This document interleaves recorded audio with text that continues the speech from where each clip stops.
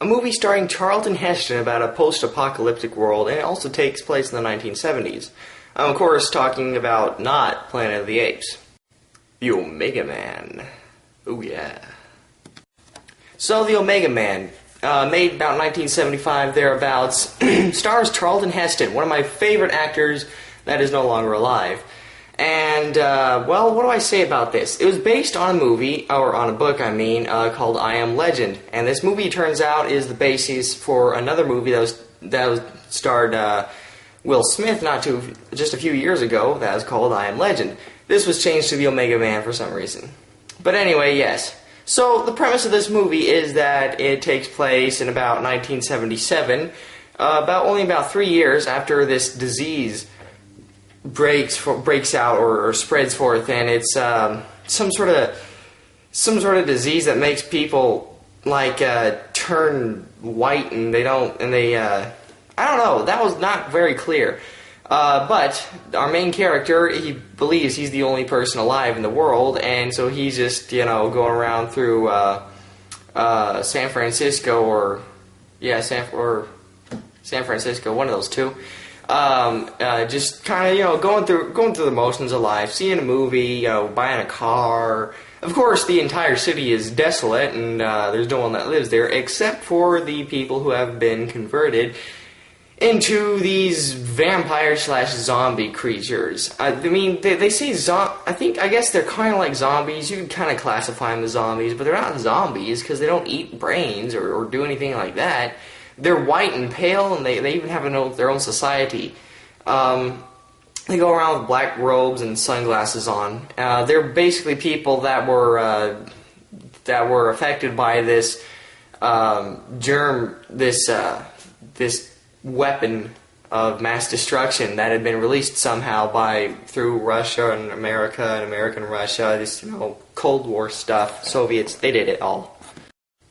And naturally, they blame man for their, bit of a misfortune here.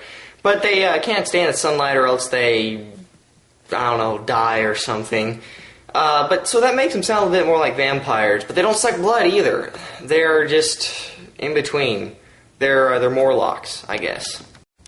And, of course, this Charlton Heston is trying to kill them all because they're not humans and they disgust him. But Charlton Heston plays a character called Colonel Neville, a scientist for the army who was actually trying to make a vaccine for this disease that had been artificially created. And he apparently did take the vaccine right before the whole breakout and everything. So he's safe. He can't catch it from anybody. But apparently everyone else basically in the world can. Some apparently have tolerances because he meets up with some other regular human beings later on, living out in the forest because they were afraid to come into the city because he shot at everything that moved. He's a bit of a happy, hair trigger sort of happy gun there fella sort of person. Now, the movie is a bit slow in starting because it's basically just him driving around the city, just, showing the destruction, showing the desolateness of this city. And it is a little slow. It does show some intercourse between him and the Morlock vampire zombie people at night when they come out. In fact, it even shows him being captured by them, and this shows their whole society. They don't use electronic stuff. They don't use anything that was invented by man. They don't use light or anything. They kind of got a cult going on. They call each other brother and stuff like that. It's kind of like the dark side of the Amish cult. So they chain him to a board, and they think that he's the last human being on Earth, so like he thinks himself. So they think if they destroy him, then they got them all done. They're destroyed everybody, so they can just start all over again, make the whole world white. Because that's what everyone wants, right? So they chain him to a table, accuse him, have this sort of kangaroo court, and then decide, he needs to die. After which he says, as I would say as well, "You're full of crap." Not too smooth. But right before they're about to burn him at the stake, this one lady this black lady, she saves him along with this other guy that was a graduate and medical school before the whole thing happened, and a bunch of kids, which apparently have tolerance to this, but not exactly immunity. They take him, they save him, they take him out to their headquarters out in the forest, which is when they reveal to him that he's not the last human being on the world. He just thinks he is. So the lady shows him her son or her little brother. I guess it's her son, because I'm assuming that is who it's supposed to be. They don't say, but apparently he's getting the disease that he goes white and stuff. So he thinks he might. So Colonel Neville thinks he might have a plan of how to save him, because he's got the vaccine in his blood, so he can maybe take a blood transplant and then, cure him. So they take him back to his house, or where also his lab happens to be, and they try to cure him. Meanwhile, he gets a little FaceTime with this black lady who I don't know if they ever said her name. And when I say FaceTime, I mean a little bit more than FaceTime. During which the entire very, very uncomfortably sequence, I was going like, now look, you're like 20 years older than she is, okay? Just don't go there. Just don't go there, okay? You don't need to do that. Come on. Come on. That doesn't even go. You're not even in the same generation. Please don't. Please don't. Why, it's been so long, I'm not sure I remember how this goes. Yeah, pretty much. But it cuts off before you're completely mentally scarred. But anyway, with that out of the way, they plan to leave the area. They plan to leave this whole city and go off and find some more people to cure, because it does work. But the kid has to go and get smart and stuff, and says, so why do we hate them? And he's all like, I don't know. So the kid tries to go and makes friends with the main guy, Matthias, and of course they kill him.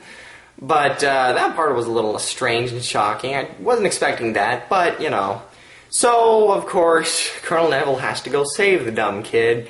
And in the meantime, the kid's mother turns into one of the white, she gets the disease, and she becomes one of them. Sort of like that.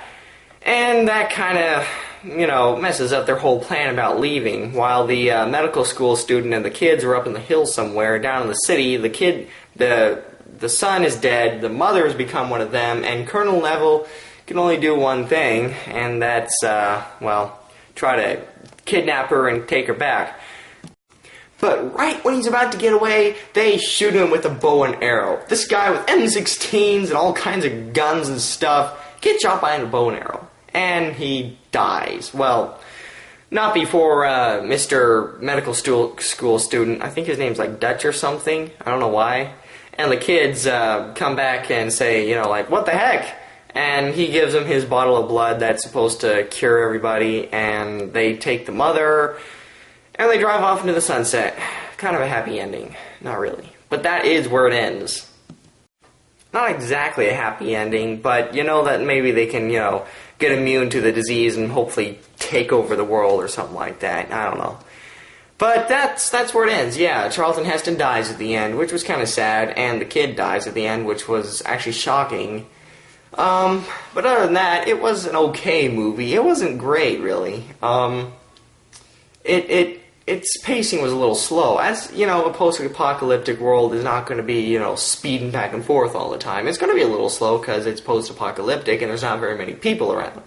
But it was still kind of slow, and I don't know exactly. Charlton Heston did a great job. He was excellent acting. In fact, all the acting was great. It was pretty good. But the thing I didn't get was why he hated the white diseased people. They were barbarians. They reverted them back to barbarians, basically, but they were still reasonable. I didn't really get that. They just seemed like townspeople in Frankenstein movies, basically. But, yeah, so that's it. I say I liked it, but I didn't dislike it. I didn't really like it. I just liked it. Not there, just right there in the middle. I don't know why. But, I'd say you should probably give it a look, but I wouldn't really say you have to. It's not one of those need-to-see movies, really.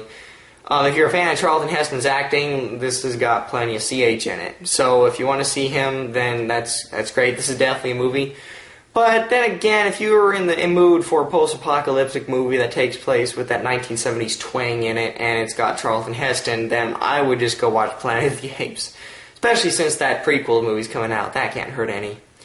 So I'd say just go ahead and watch Planet of the Apes and skip this movie, probably. It wasn't that great, but it wasn't bad. Just, But anyway, that's about it.